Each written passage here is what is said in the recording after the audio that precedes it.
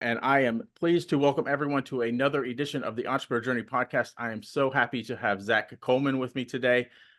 Zach, I'd love for you to just we'll get into your story and I'll ask you some questions in a minute, but just give a brief introduction about who you are and what you do.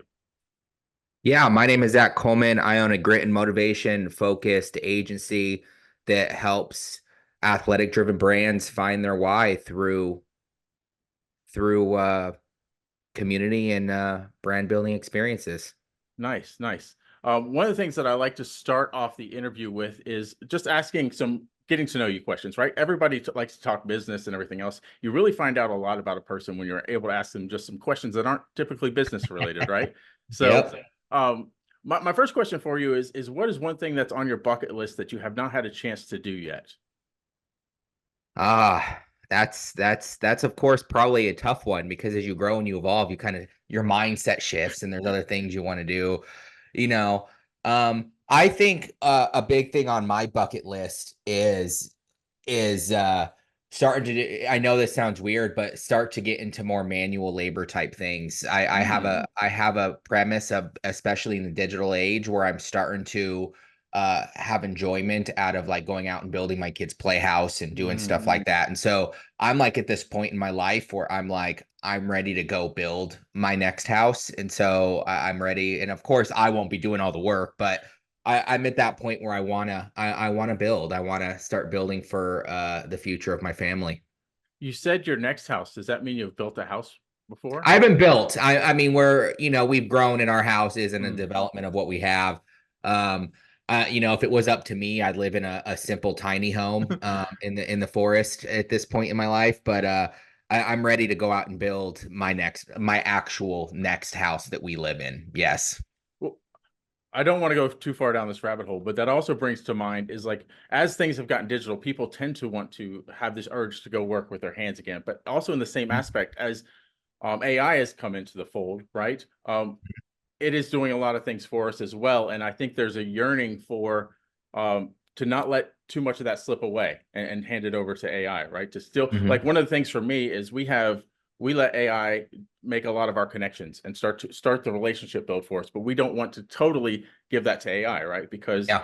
we want to have the interactions, just like you and I are having interaction, right? We want Mhm. to build those connections and relationships. Yes, it's nice to have AI to kind of maybe kick it off, but we like to really dive in and make those connections and relationships. So I think it's a vision. I think it's a visionary thing for entrepreneurship. I feel like we all lose especially during the beginning phases of business. No matter what we do, we kind of start losing the whole aspect of why we got in this to begin with, and we start getting so deep into, And I'm opposite of a lot of the prospects that come into me. They're like, "Oh, I want to go all digital. I want to just be in my little office and do work." I'm like, man, I want to go build something and build a community and like have a whole bunch of people around me, be out of the house. Like yeah, I think we all realize after some time, especially the entrepreneurs out there that, hey, like I like to be out. I like to be around people.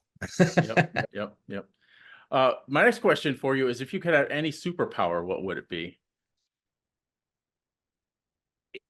This is more of a nostalgia thing, and I know it sounds weird, but I'd like to be able to take my brain and the knowledge that I have now and to like be able to at a certain point in my life go back.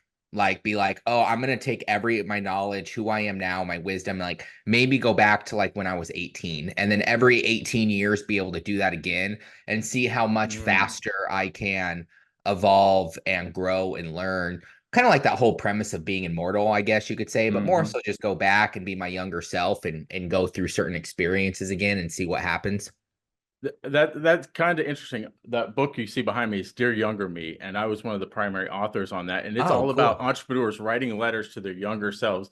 Like, like here's some past. If I could give you this wisdom that I have now, here it is, right? That sort of thing. So it's pretty cool. What is your favorite way to unwind after a long day? I think it depends. I'm very big into athletics, and using that as my mental relaxation time. And so usually it's going for a nice 3 to 4 mile run or to go to the gym, and have a 1 to 2 hours of just alone time. Mm, But sometimes it's family. I like to, even though my family's very chaotic right now Mhm. with having three young children, I Wow. like to just stay present with my family. So it's usually one or two of those things, depending. Nice. Have you been a runner for a long time? Uh yeah. I mean, I've never I've run a couple I've run a couple of 10Ks. I've never really gotten to the marathon like that extreme with it, Hmm. but I usually stick to like trying to get at least a 3 to 4 mile run in at least a couple times a week. Just to kind of unwind. Nothing too crazy, but something good enough for me to get the get the adrenaline and the mind working. Nice, nice. Well, the reason I ask is because my daughter's a runner and she's graduating, and we're about to take her off to college, and she got a running scholarship. So she Oh, good runs for her. every day. So that 3 or 4 miles a day, she's sometimes doing 7 miles a day. But yeah, she loves to run. It is her passion. So I knew it was kind of relatable. So I kind of wanted Yeah, if I how. was eight, I wish I was that age again. I mean, I go for a run now and it's like my knees, you know, give out on me. Yep, yep. I just hope she keeps that passion. I realize as you get older, your body starts to break down and you can't handle the long runs anymore. But I hope she just keeps that passion for being athletic, right? Because it'll serve her for the rest of her life. Oh yeah, definitely.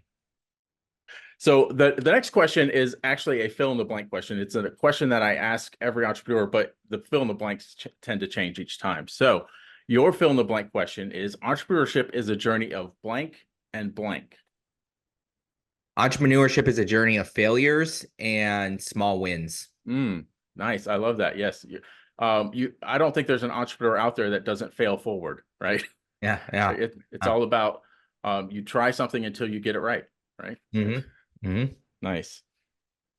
So now I want to get into your story. I really want to know kind of where you started, how you got into entrepreneurship in the beginning, and kind of then just lead us up to where you are now. Yeah, well, I got my bachelor's degree in visual communications back in 2010.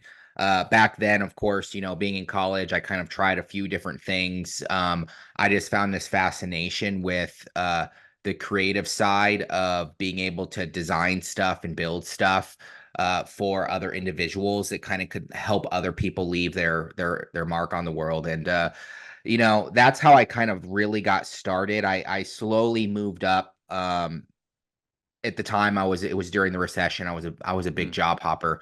I ended up going to, I worked for the Phoenix Suns for about a mm, year and a half, 2 years before I decided to go out on freelance for them. I worked for Pearson for about 2 to 3 years as a creative director over there. And I think my last job was Pearson. And I ended up just getting to a point where, I remember going into that place, just well, smaller story, they have multiple locations. They have one in mm, Canada, they have one in Florida. And so I was like the only director here. It's like my first real sense of working remote, even though I wasn't. We had other mm. people there, but none of them were in my department. And I remember just, they were all 3 hours ahead of me. So they'd all leave 3 hours before me. So I would be working, and I remember about 6, 7 months in, I'd be looking at the stats. I was a very analytical guy of like all the jobs that we were doing, and I was like 3 times as much production as any of the other designers by like month three. And I'm like, dude, I'm only working like 4 or 5 hours here. Like they're all gone. I was a work smart kind of not I was a Mhm. work smart kind of guy. And I was like, how is this possible?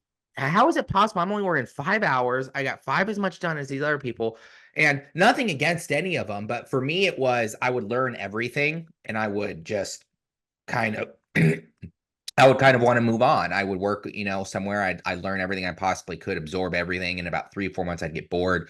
I'd move on, and I found out later that's why I was probably job hopping, was that Mm, satisfaction of learning more. And I just got to a point where I was like, hey, like I was craving. I was already doing freelancing on the side, and I was craving. I just had this fear, and there was actually a job offer I got, a freelance job offer I got from American Express, to go out to New York. It was always my dream to work in New York at that time. And I got a job offer to fly out there. They're going to fly me out there. I was going to get paid, at that time, being 27, 28, making 100 grand in 6 months was like a dream, and having a hotel room for 6 months. It's like, this is the dream. I turned it down because of my fear of, well, what am I going to do after that 6 Mm, months? I would have been twice as much as I was at where I was working at Pearson, and I turned it down. And then the next day I was really regretting it. I'm like, no, I should have taken that. I emailed them, asked them for it again, and they told me they already gave it to someone else, their second choice. But it was that decision, that what you would call a failure of making a decision that I thought was the right decision, that actually ended up propelling me to be like, you know what, this fear is something I have to, do now. And so mm, I set a plan, and I said in 3 months, I'm going to leave Pearson. I already had my freelance, and I had my LLC, and I've had all that stuff for a while. So I planned out just making sure I had, about 30 in the bank, so I could be like, mhm. oh, I'll give it a year. So I tried to plan smart, and then one day I just, it took me an extra 2 weeks than what I said, because it was hard, but I made the decision. And I remember that first day driving home from my last day of work there, and I was like, wait a minute, like, it was actually much less stable working for a large company that could have let me go at any time, compared to now making all of my decisions working for myself. And it's a crazy realization that I don't think anyone gets until they become an entrepreneur. But that's kind of how I went out on my own. I started really small. Um, My dad was a retired NFL player. I always, and working for the Suns, I had a few connections, and so I always had a passion. I put my stake in the ground at that time to start working with athletes, because I kind of had a couple of um, ways in that market, and Mhm. so I tried to start building up that market and starting to really work with professional athletes and helping them find their why and build their brands, their personal brands, um, at that time. And that was somewhat successful. I mean, I was still learning stuff. I was still growing. My first client wasn't even, of course, an athlete. I was working for a tinning company out of Colorado and doing like $35 an hour for the first 6 months, making $2 grand a month. And so I was really just paying the bills for Mhm. myself until I got my first other client down here. And then I got my next client. And then I slowly started building my services up and building and learning new things. And I'd get an athlete here and there. And then I just kind of got to a point in the business where I think, like most entrepreneurs, where I was kind of hitting a valley of death period. I kind of had a trifecta. I had my first child. I had we had COVID, and then Mm. I was hitting the valley of death, all pretty much at the same time, which was three different perspectives of my personal shift. And I loved working with athletes, and I still will work with athletes from time to time if they come in. But I got to a point where I was like, hey, this isn't validating. Um, because most professional athletes, they all want to do something different. They all want to open a coffee shop, or they want Mm. to, they want to open a gym, funny enough, or they want to, become an announcer. And it was really hard because when you're doing marketing, especially when you're doing it for one person, they think that the marketing is going to save the world. They think the marketing Mhm. is what's going to propel them. And it's only Mhm. one, as as an entrepreneur and a business owner, it's only one department of a whole business. And Yeah. so it's the whole department, and the marketing is just part of it that actually propels based off of the other departments, right? So I couldn't necessarily validate that market because I was basically running multiple different businesses for these athletes. And so that validation, I wasn't a sports marketer, I wasn't a sponsorship, I didn't do sponsorships, I was a brander, I was doing brand identity, I was helping them find their why. And so that wasn't something that was really hitting the market yet. And so it Mhm. was very similar to, Google Glass. They came out and they failed, and then the next company comes out. So the next company that comes up with this idea and does it's probably going to be very successful with it. But I realized, if I want to really build momentum in the business and start actually having some sanity, I need to start looking at more of my services, starting to tailor down, and really focus on a niche that's still similar and passionate to what I do, and what I love, and kind of push from there. And that's where starting to really focus on the athletic driven leadership type roles in the brands like gyms and fitness studios and stuff like that really started to come into play. Nice. So a couple questions. One is just kind of a random question because I see the Atlanta Falcons thing behind you. Was your dad an Atlanta Falcons player? No, my dad played my dad played, I think, a half a season for the Cowboys and a half a season for the Broncos. He was a kicker. And it was way before I was born. And he didn't play that long, unfortunately, due to it was right during the time of the college rules shifting. And Mm, so he got accepted into the NFL, and then he played for a little while. And then what ended up happening is they kind of cut back and said, oh, we need to go back and look at your college. And back then, a lot of college players, the teachers would be like, you're awesome. We're just going to give you A's because we hmm want you to succeed for our school. So he had to go through a lot of his own tribulations for that. And that's really his story. But he played for them. He is actually a huge Green Bay fan. So like I Okay. went out when I was in sixth grade and saw Reggie White's last game. We Oh, got a wow. we got a helmet from him when they were still the Oilers. But being I think this happens to every father. This is why I don't promote my Atlanta Falcons to my children is I picked my own team. I wanted to Mm-hmm. branch off, pick my own. So when I was young, I started following the Falcons around the beginning of the Vic era is when I started really getting into them. And so yeah, I'm just a huge Atlanta Falcons fan. Nice, nice, nice. I don't know if I have a NFL team. I'm a big Clemson Tigers fan. I live just north of Clemson. I really love the culture that they created there. The players. Um, I was a Florida State fan until Jameis Winston, and then Jameis Winston ruined Florida State for him. But yeah, I'm a big Clemson fan, so that's pretty cool. The other thing I don't know if it's actually a question, but it's an insight. Because what we often talk to the people that we coach is if you already have a key, it's all like when you're talking about niching, when you already have a key into the network or the market that you want to go into, it makes it much easier. And you mentioned you already kind of had the key into the athletic space, right? With athletes. So often we talk to our clients, and it's like, where do you already have a key? Let's try there first, right? Because they're all thinking, where am I going to niche? Where am I going to niche? Where's your expertise and where do you have a key for, right? The path becomes much simpler instead of beating your head into a market that you've never been in before, right? Mm-hmm. So would love Mm-hmm. your thoughts on that. I I mean, I personally I don't believe in that riches are in the niches. I believe it's just as hard to grow a niche as it is if you're like a full service Mm-hmm. or you don't have a niche. It's just much easier to build momentum. Like Mm-hmm. you said, like yes, when we worked for a few, we brought in a few gyms while I was still growing and testing markets as I was working with athletes, because as much as I loved working with athletes, like I said, there was no way for us to get into a validation. I mean, for instance, athletes, we could have one bring us another athlete here and there, Mm-hmm. but they don't just go places. Like there's no meetups for them. There's no this. Like if an athlete wanted to open a coffee shop, he'd go to, you know, a coffee conference if there is such thing, or an Yeah. e-commerce one. So Mm-hmm. you don't really have a place, and they don't like people to know where they are, so it's really Mm-hmm. hard to start building those connections.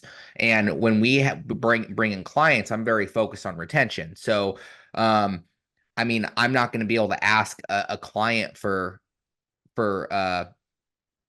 referrals every month. It's like you can give Mm-hmm. me one or two, but we know each other for 10 years. I'm not going to keep like beating my wall to give you more referrals. And so unless they're a champion, of course, and they just bring them to you. But I slowly started to grow my niche into the gym space, like I have.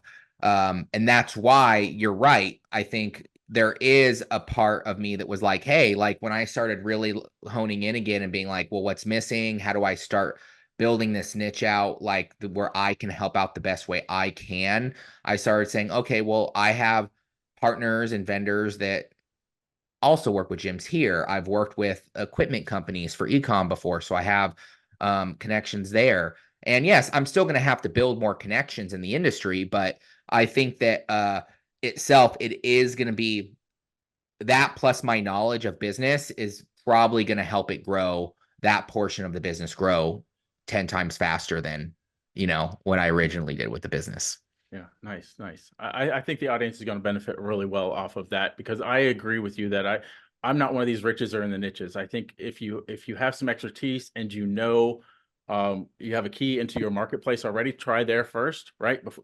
Otherwise, you have a learning curve for any new market that you try and enter into. Well, and that goes for anything. I mean, down to even pricing. I mean, so many people talk about value-based pricing these days, and value-based pricing is great, but I think value in itself can come in many forms, right? And so my value that I bring to the gym market is my expertise in understanding the market enough where I can say, hey, like, yeah, I'm not going to go and charge a gym $60,000 for a brand identity revamp because Hmm. I know that their profit margins is only 10, maybe 20% if they're lucky. And so Hmm. I know they don't have that kind of money. So I personally have to contribute, and how I contribute is finding a way I can internally cut those costs down and still bring Hmm. them value so that I can still grow momentum off of them, but I can give them a price that's equal to that market. You know what Yeah, I mean? yeah, So yeah. there's Makes plenty of ways you can look at it. Yeah, yeah. That's awesome, awesome. So now is the time for our secret question. I ask every entrepreneur a secret question based around their expertise, and your secret question is: what's the secret to building a successful community-focused brand in the athletic-driven space? Well, I think it really comes down to understanding yourself and your vision of what your vision is for success. I think that it is very hard to build a successful business if you're just chasing an invisible top line number. Hmm. If you're saying, "Hey, I want to make it to 1 million, I want to make it to 10, I want to make it to 20," because business evolves and changes so much that I mean, me personally, like we'll use the gyms as an example. I said they only make a 10% profit margin. So if you're in that space, for instance, chasing a top line that is going to really sacrifice the bottom line, how are you going to be happy living and surviving, right? And so I had to really go back and look at myself and say, hey, now that I have children, um, now that I have this family and I want to be more present and more involved, it wasn't more my success was more evolved around time and Hmm. not money.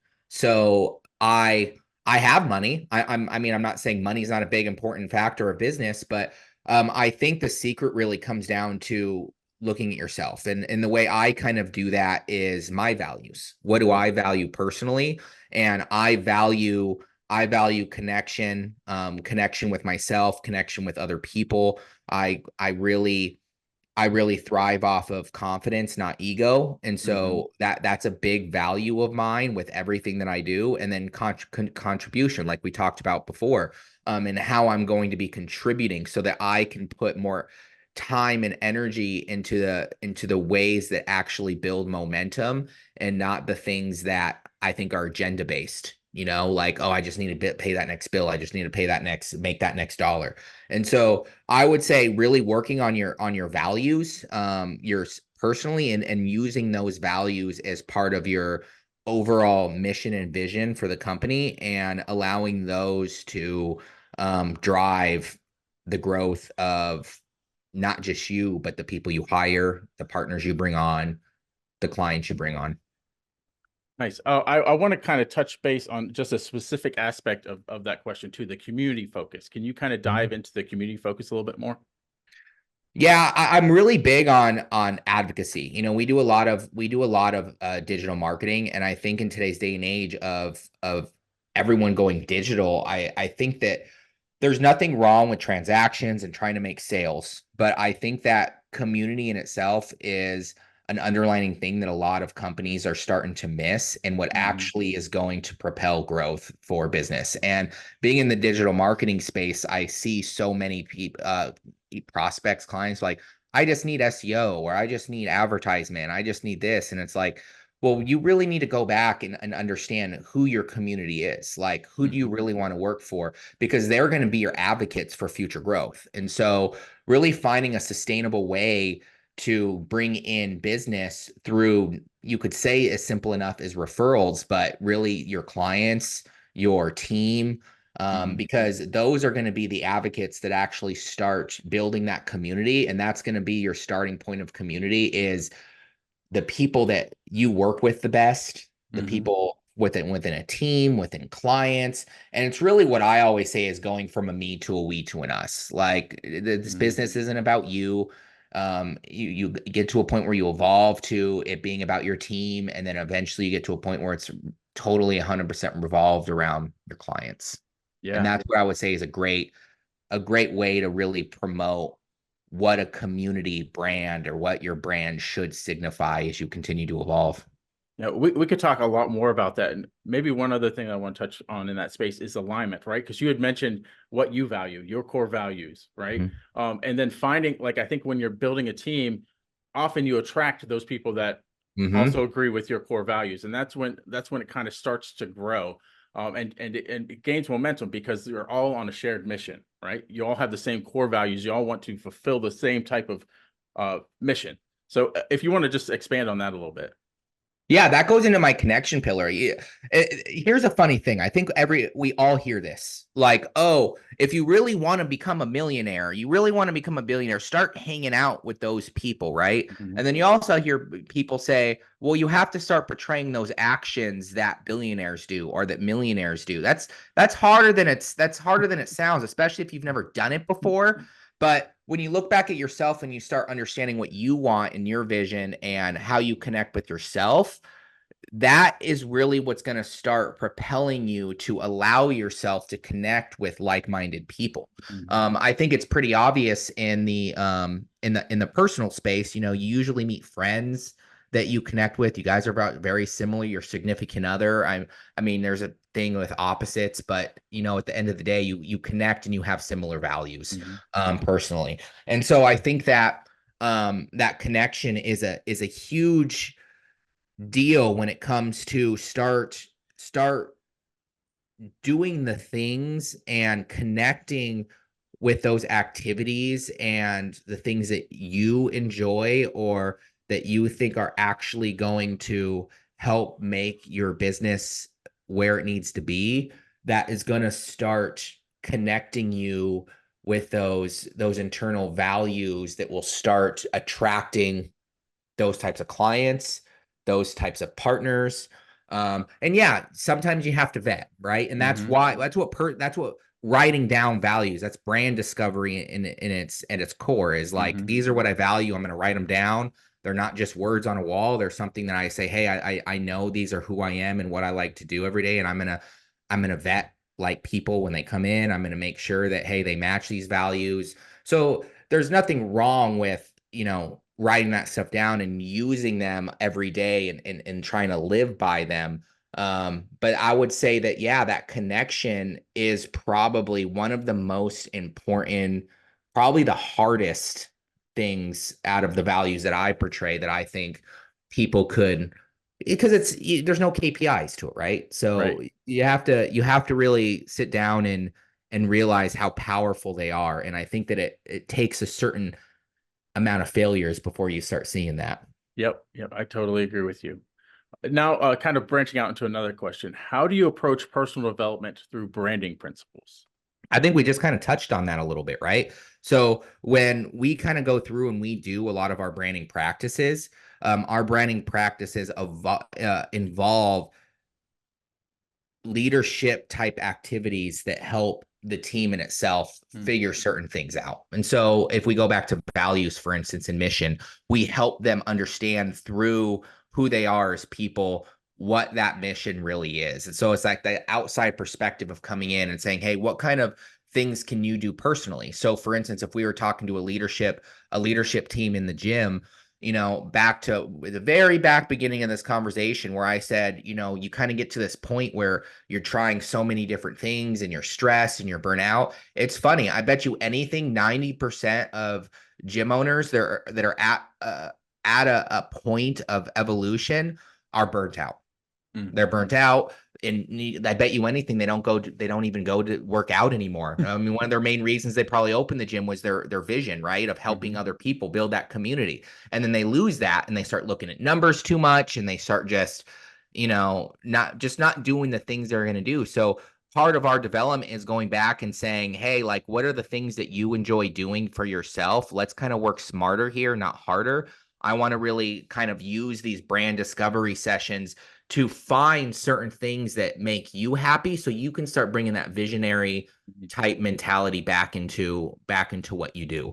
So I look at a lot of our brand discovery and our brand development process as, hey, we're going to teach you what we're doing as we're doing it with you, because the more you understand how this works and how this is going to go about is only going to build more confidence in you and understanding the importance of it, how you can effectively do it correctly, and how you can move forward the best way that you possibly can within your industry.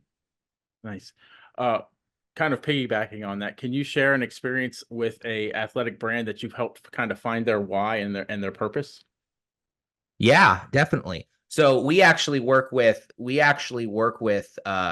Crunch right now on a franchise on I Nice. mean a corporate level. So we actually help them, and one of the big things that when we came in and they needed help with is they were really understanding how to bring more value to their existing audiences and their Mm, franchisees and things of that nature. And so we kind of came up with a plan to be like, hey, what is your why right now? What are you really what is your main purpose, and why are you trying to grow Crunch even further, right? And of course, it's to help build this community. They have this why of they want to bring the best value to their existing members. And I'm like, so why don't we why don't we develop a strategy of content that's not really meant to spray the wall and try to bring more clients mm, in? Why don't we focus on retention? mm, So why don't we focus on building value-based content so that your gym goers can, at these individual locations, can start to have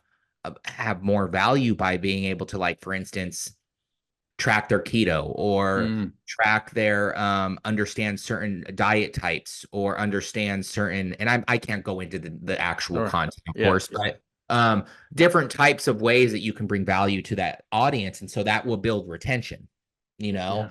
And so I think that's just a core, one simple example of how we have helped gyms kind of take their existing why and how we've helped grow it, evolve amongst a lot of their members.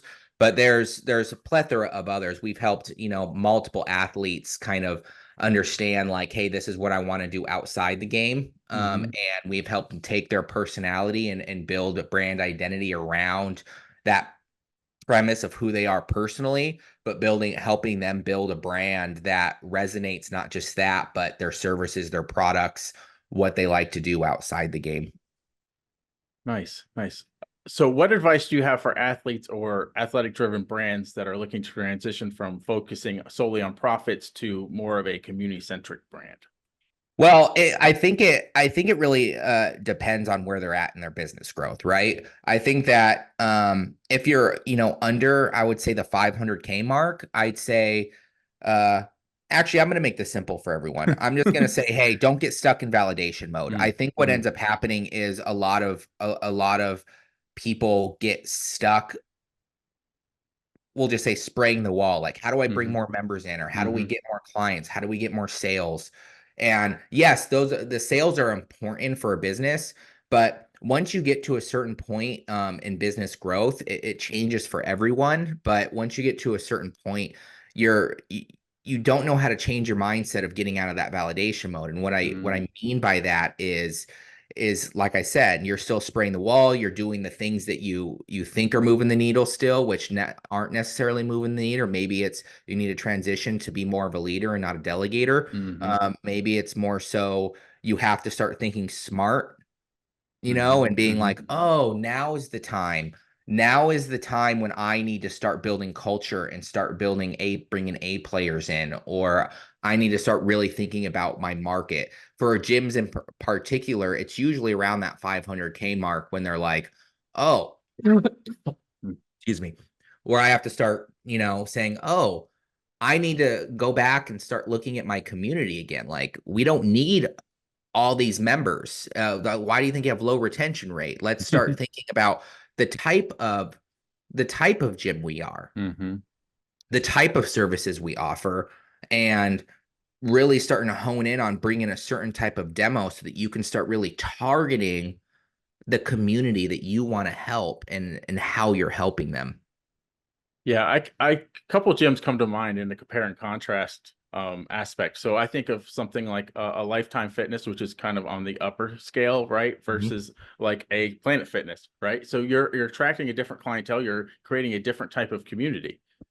Yes, yes. I actually in one of my recent videos used ESOS versus Planet Fitness for that Mm, mm, same comparison. I think Planet Fitness is a good one to go to because they are so easily, and I'm not saying there's anything wrong with it. I mean, that's just who they decided to mm, target. It's mm, not my jam, but I'm not their target market, right? mm. And it's a good example to showcase how much you can differentiate yourself, and that's the branding aspect and the synergy of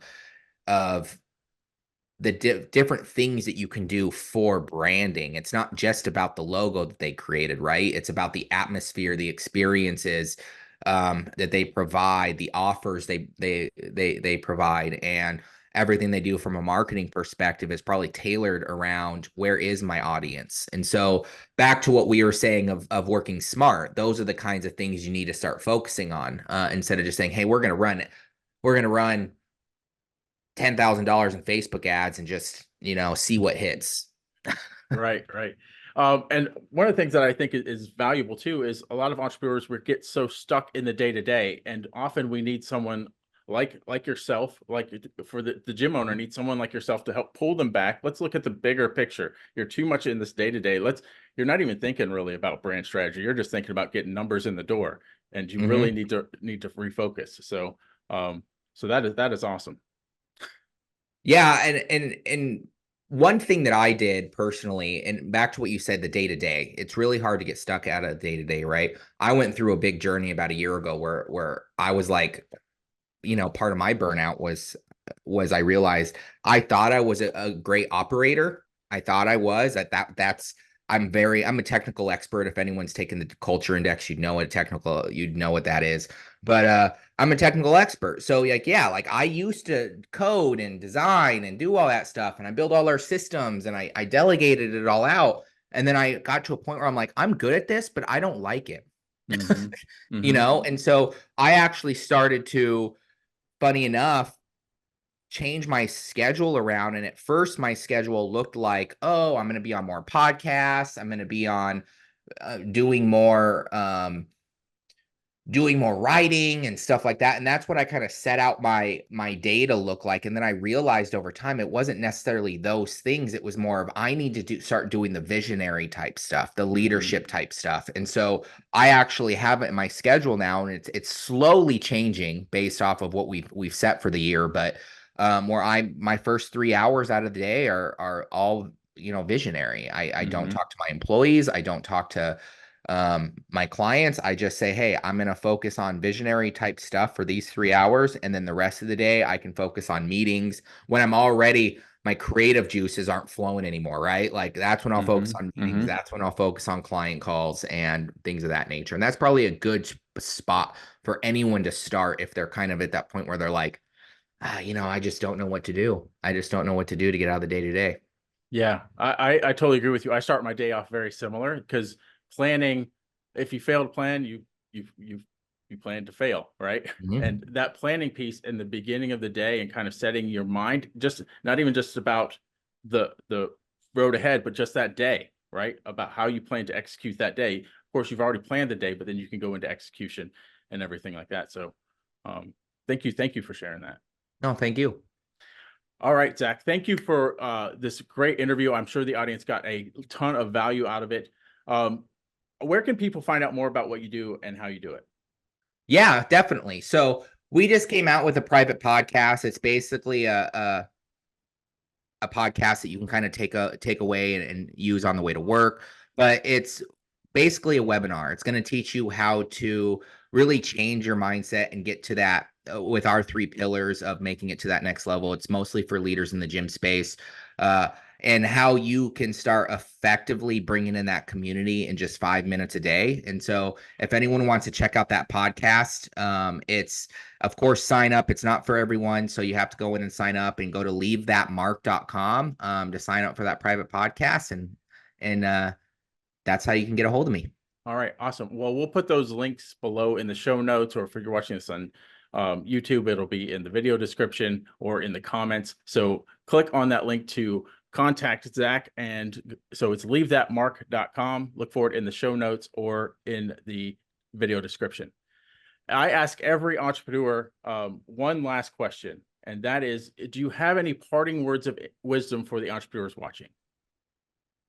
Yeah, definitely. I would say parting words of wisdom, grit and perseverance. I think what I said earlier was perfect. Let those failures dictate the small wins.